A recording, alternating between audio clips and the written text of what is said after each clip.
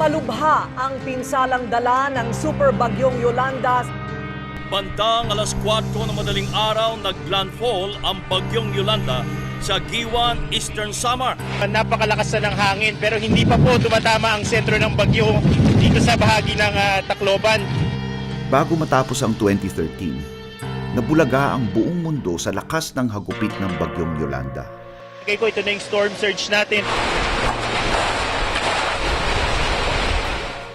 Ang bunga ng iniwang sakuna hanggang ngayon ay tangan-tangan ng buong Kabisayaan at ng buong bayan. Humupa ang bagyo, tumambad na ang pinsala sa Giwan. Marami ang sugatan, karamihan tulala at hindi makausap. Hindi tuloy maiwasang itanong, bakit ito? Bakit dito? Bakit kami? Bakit kami nagdurusa? Ito yung uri ng pagdurusa na ang hirap hanapan ng dahilan. Wala namang kaming ginawa. Wala namang ginawa yung ibang kapwa namin. Mabuti pa nga sana kung alam mo yung dahilan eh. Pero may mga pagdurusa na parang walang iba na tao na maaari mong sisihin. O kaya kung hindi man sisisihin, maituro na ito ang dahilan. Taong 2007, tanghaling tapat, oras ng pananghalian, naganap ang pagdukot kay Jonas Burgos sa Quezon City kung saan marami ang nakasaksi. The Supreme Court has ordered the Chief of the Armed Forces to locate military officers allegedly involved in the 2007 disappearance of activist Jonas Burgos. When we were able to establish na talagang deliberate yung pagkawala niya, ayun, kinakabahan na ako. Yung feeling only a mother would know. Alam mo, something's wrong, something is going on that's not good, and it's happening to your child.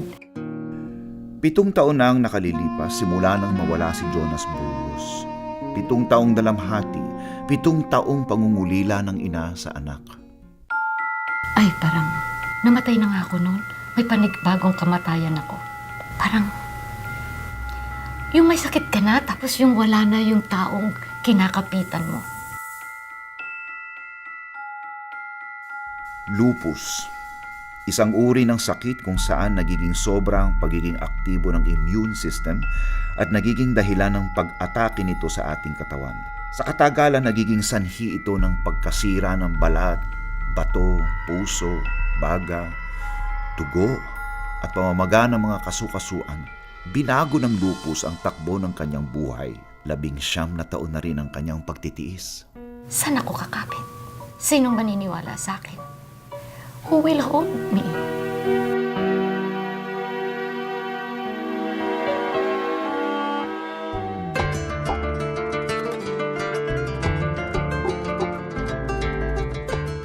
Sa murang edad, tinawag na convict sa salang pagnanakaw. Sa isang iglap, nahablot ang kanyang kalayaan.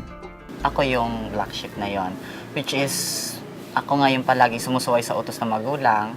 Kahit sabihin natin na, di ba, kalimitan, pag ikaw ang panganay, ikaw yung sinasabing magiging katuwang ng magulang. Pero hindi ko nagampanan yon.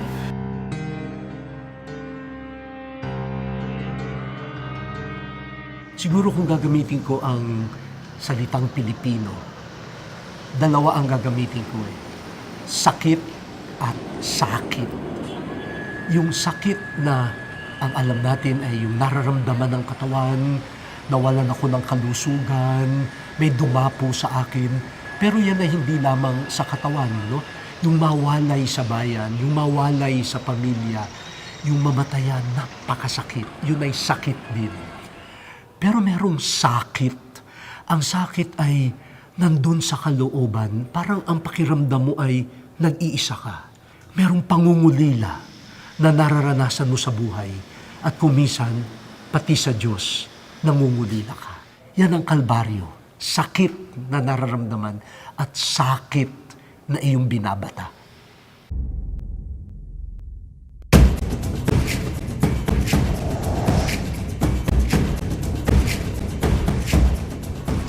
Mga totoong kabanata, Ilitaw ang lahat ng nawawala.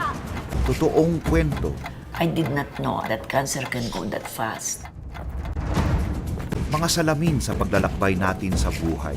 Hindi ko na malayan na mali na pala ang ginawa ko nung time na yun. Para akong pinagsakluban ng langit at lupa. Masang tubig, paano na kami sa kisame yung mga ulo namin.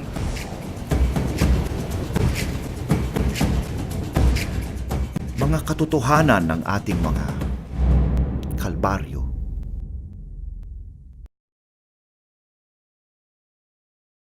Lahat naman siguro tayo mayroong pangarap, di ba? So, sa akin, nung bata pa ako, pinakapangarap ko talaga is maging doktor. Sabi ko sa tatay ko, tay, sa magsundalo na lang po ako kasi hindi nyo naman ako mapag-aral.